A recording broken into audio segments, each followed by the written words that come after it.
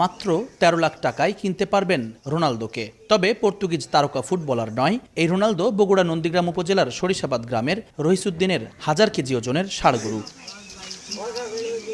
অবসরপ্রাপ্ত স্কুল শিক্ষক রহিসুদ্দিনের গোয়ালে বছর ৪ আগে জন্ম হয় ব্রাহ্মা ক্রস প্রজাতির এই ষাঁড় বাছুরের। বর্তমানে ৪টি দাঁত, ওজন ছাড়িয়েছে ১০০০ কেজি। তবে সাধারণত এই মাপের ষাঁড়ের শরীরে স্বাভাবিকভাবেই মেদ থাকে, সেখানেই বড় পার্থক্য।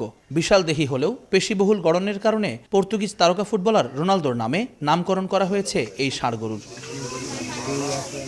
খাবারের তালিকায় নেই কোনো প্রসেসড ফিড। খড়, ঘাস, বিভিন্ন ফল আর সবজির পাশাপাশি ভুট্টা, ভুসি, খোয়েল মিশ্রিত দানাদার খাবারেই অভ্যস্ত এই ষাঁড়। অতিরিক্ত ওজন বাড়াতে শর্করা না দেয়ায় হয়েছে পেশিবহুল শরীর। প্রতিবেলায় ৩ থেকে ৩.৫ কেজি দানাদার খাবারের পাশাপাশি ২ আঁটি ঘাস আর খড় খায় রোনালদো। প্রতিদিনের খাবার খরচ প্রায় ৮০০ টাকা। সকাল বিকাল ২ বার করে গোসল করানো হয় বাদামি বর্ণের আকর্ষণীয় এই ষাঁড়কে। খোল, ভুট্টা, গম, পেঁড়া, ডাবি, সয়াবিন, বুট কালাই, কালাই জিরা আর খোল এটা মিক্সার করে ভাঙিয়ে খাওয়ায়। গত বছর ঢাকার হাটে ৭ লাখ টাকা দাম উঠেছিল বলে দাবি করেন ষাঁড়ের মালিক রহিসুদ্দিন। এইবার দাম হাঁকছেন ১৩ লাখ।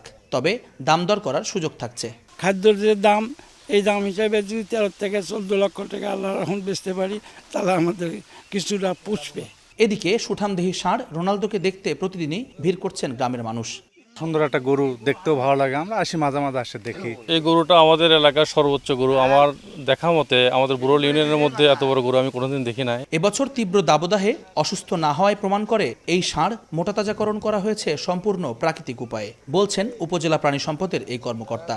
১৭ থেকে ১৮ মণ মাংস পাওয়া যাবে বলছেন তিনি। এত বড় গরু ৪০ ডিগ্রি টেম্পারেচারে টিকে থাকা, অনেক সময় দেখা গেছে ৪২ ডিগ্রি টেম্পারেচারে উঠেছে, কিন্তু তারপরেও গরুটার কোনো সমস্যা হয়নি। এই গরু যে কিনবে সে নিশ্চিন্তে কিনতে পারে, এর মাংসটা সম্পূর্ণ নিরাপদ, যেহেতু কোনো ভেজাল খাদ্য খাওয়ানো হয়নি। চলতি বছর জেলায় ৪ লাখের বেশি কোরবানিযোগ্য গবাদি পশু লালন পালন করেছেন প্রায় ৪৮,০০০ খামারি।